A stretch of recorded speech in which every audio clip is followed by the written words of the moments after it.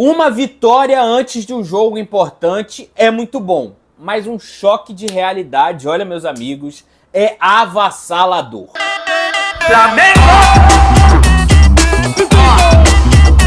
Todo patamar. Fala galera, saudações rubro-negras, mais um pós-jogo rubro-negro aqui pra vocês. O Flamengo perdeu de 2-0 pro Fluminense, um momento em que o Flamengo poderia afundar o Fluminense no Z4, né? Colocar sem dúvidas aí uma cereja do bolo na crise, na péssima campanha do Fluminense no Brasileirão, mas não, o Flamengo tomou 2-0 no Maracanã e ressuscitou o time no Brasileirão. Tenho muita coisa para falar dessa primeira derrota da era Felipe Luiz, mas antes quero que você deixe o like nesse vídeo, que é muito importante. Não esquece de ativar o sininho das notificações e também se inscrever no canal, que estamos aí caminhando a 30 mil inscritos e eu preciso da sua ajuda. Beleza? Vamos pro vídeo, vamos falar desse 2-0 que o Fluminense aplicou contra o Flamengo. Galera, depois da data FIFA, todo flamenguista de verdade fica com o pé atrás. Eu vi muita gente falando, hoje é dia de amassar o Fluminense, hoje é dia da gente afundar o Fluminense. Mas galera, não tem ninguém que realmente acompanha o Flamengo. Não, meu Deus, mais uma data FIFA, o Flamengo nunca volta bem de data FIFA e foi isso que aconteceu aqui mais uma vez. Se nos jogos contra o Corinthians e Bahia, que eu trouxe a análise aqui, você pode ver e depois comparar com essa minha análise agora, o Flamengo mostrou um futebol diferente, marcou em cima, sufocou o adversário, não deixou ele jogar, aqui foi diferente. Pelo menos por 45 minutos o Flamengo teve a bola. O Flamengo até atacou mais, mas sem nenhuma eficiência. Atacou muito com Wesley e Matheus Gonçalves, que para mim foram as únicas boas notícias desse 2-0 que o Flamengo tomou do Fluminense. Wesley para mim foi muito bem na partida ofensivamente, ataca bastante, é um pilar criativo do ataque do Flamengo. E o Matheus Gonçalves, mais solto do que nunca, fez um primeiro tempo incrível, que só faltou uma participação para gol. Deu caneta, driblou pra caramba, criou muito, ele é um jogador que consegue ali num curto espaço criar bastante, é um jogador diferenciado, dos pontas que a gente tem é disparado o mais técnico, claro, falta experiência, tem lance que é para dar um passe, ele não dá, outros lances que era para ele segurar um pouco a bola, ele acaba soltando, isso acontece, é um garoto, mas tem muito potencial e para mim foi aí a boa notícia nessa derrota que o Flamengo tomou para o Fluminense. Por outro lado, Bruno Henrique, nulo já no primeiro tempo, Gabigol tentando, o Gabigol, todo mundo que falar do Gabigol, sempre vai usar essa palavra, o Gabigol ele está tentando. Ele tá tentando, ele corre pra lá e pra cá, a bola vem nele, ele tenta alguma coisa, ele se mexe, tenta se posicionar, mas muito abaixo, muito abaixo. Tem um lance que eu acho que é do Matheus Gonçalves, que ele sai driblando, vem com a bola, o Gabigol tá impedido, ele segura, não toca, dá mais um drible, o Gabigol tá impedido ainda, ele toca no Gabigol, o Gabigol impedido reclama. É um lance surreal, cara, é um lance surreal. O Gabigol sem nenhuma noção de posicionamento, isso é preocupante, né, isso é preocupante. Né? E vai ser a culpa só do jogador, das outras gestões, mas meu Deus do céu, o cara tá muito fora de time, muito fora de time. Tá tendo minutagem, perdeu um gol claro contra o Bahia, deu 2 finalizações no gol nesses 3 jogos do Felipe Luiz apenas, e tem 7 impedimentos, então é um número aí até preocupante, né, desse Gabigol na era Felipe Luiz até agora, com o Tite mal jogava, então até difícil avaliar tudo que ele tentou produzir. Mas ele tá tentando muito mal e o que preocupa só tem ele. Até mais pra frente no vídeo vou mostrar a pergunta que eu fiz pro Felipe Luiz, que foi justamente sobre isso. Mas vamos seguir aqui.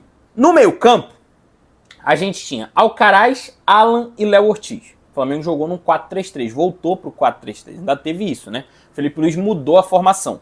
Tava jogando num 4-4-2 que tava funcionando, veio para essa partida num 4-3-3 com o Matheus Gonçalves pelas pontas, né? Se tivesse talvez o Tite ainda, o Matheus Gonçalves jogaria pelo meio. O Matheus Gonçalves entrou em muitas partidas jogando pelo meio com o Tite, provavelmente entraria aqui também. Mas essa trinca do meio campo não conseguiu criar. Léo Ortiz fez uma partida ok, não foi aquele nível de atuação que ele vinha apresentando como volante com o Tite, né? E não sei por que foi deslocado para a volância quando já estava se firmando na zaga.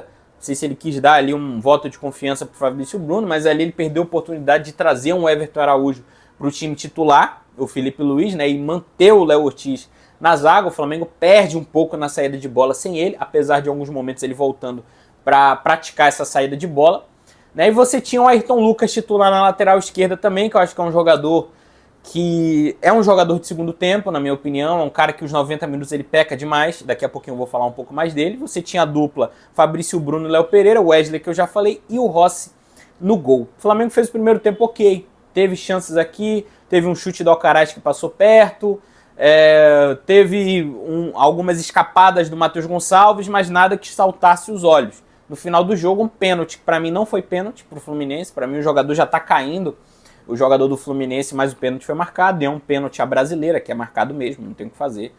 Mas o Rossi fez uma bela defesa no chute do Paulo Henrique Ganso, que é um grande cobrador de pênalti, e eu pensei, o Flamengo vai voltar para o segundo tempo com ânimo maior, porque o Flamengo no final do primeiro tempo, pênalti defendido do Rossi, vai voltar melhor para o segundo, né? Vai ter ali alguma coisa vai mudar.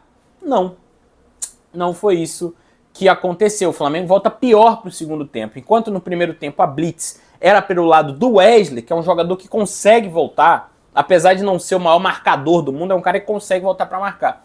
O Ayrton Lucas do outro lado já peca muito nisso. E nessas subidas, ele sobe, perde a bola, o Flamengo perde a bola, vem no contra-ataque, ele não volta, o Léo Pereira desloca para o lado esquerdo, puxa a zaga todinha, toque na entrada da área, gol do Lima, 1-0 Fluminense, né? O Ganso acha um passe, quebra as linhas do Flamengo, o Léo Pereira tem que sair da posição dele, todo mundo sai da sua posição, sai o gol. Depois, Gabigol disputa com a bola, não ganha, contra-ataque, cadê o Ayrton Lucas? Não tá na lateral, a mesma coisa, dessa vez pior ainda, porque o Ayrton Lucas tenta recompor pelo meio e volta trotando, gol do Fluminense, gol do John Arias, passe no meio, gol do John Arias. É complicado, né?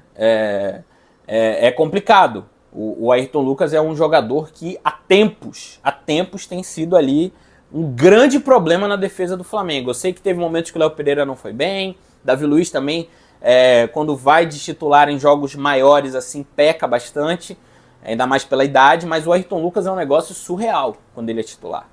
Ele sempre acaba falhando de alguma forma, as costas dele em jogadas pelo chão e em jogadas aéreas é surreal.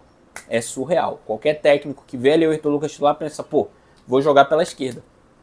E eu acho que o Felipe Luiz, como um ex-lateral esquerdo, recente ex-lateral esquerdo, tem que abrir o olho, né, pro Ayrton Lucas. Acho que o Alexandro poderia ter sido titular, mas o Alexandro foi poupado. Provavelmente vai ser titular domingo. 14 dias de data FIFA, né? Vai poupar quem pode jogar. Poupar quem tava na data FIFA, beleza. Mas poupar quem tava só treinando? Mas enfim, provavelmente vai ser titular domingo, né? Acho que com o Wesley do outro lado. E esses foram os erros do Flamengo. O Flamengo, Felipe Luiz, tem muita dificuldade para achar uma outra alternativa além do Gabigol. Traz o Lohan, traz o Plata e nada acontece. O meio campo do Flamengo com o Alcaraz não funcionou. O Flamengo sentiu muito a falta do Gerson. O Alcaraz errou demais durante a partida, muito com a sede de tentar decidir, de justificar já a sua contratação. Ele erra bastante mesmo, né? Principalmente no segundo tempo, errou muito. O Alan não fez um primeiro tempo ruim, mas fez um segundo tempo péssimo, dando passe para a placa de publicidade, inacreditável. E o Flamengo perdeu o jogo, né? Primeira derrota da era Felipe Luiz, e eu perguntei para ele sobre as alternativas quando o Gabigol não vai bem. O que ele tem pensado de alternativa, já que, por exemplo, você tinha o Carlinhos, que era o único atacante de ofício, não que o cara seja um primor, não tá jogando bem, mas era o único atacante de ofício e acabou não entrando. Segue aí a minha pergunta e depois eu falo aí um pouquinho mais. Boa noite, Felipe e Vinícius, canal Vini Rubro Negro. Você falou da criação de chances do Flamengo, né, mas no segundo tempo o Flamengo foi pouco efetivo, né? Finalizou até, mas o Fábio fez apenas uma defesa. Queria saber como você tem pensado as alternativas para jogos como esse, em que o Gabigol acaba não conseguindo render tanto. Hoje entrou o Lohan na vaga do Gabigol, o Plata também joga um pouco centralizado, e hoje o Carlinhos, que é um atacante de origem, acabou não entrando. Queria saber como você tem pensado essas alternativas. Eu penso, antes do jogo, eu penso em todas as possibilidades. Estou falando perto, né?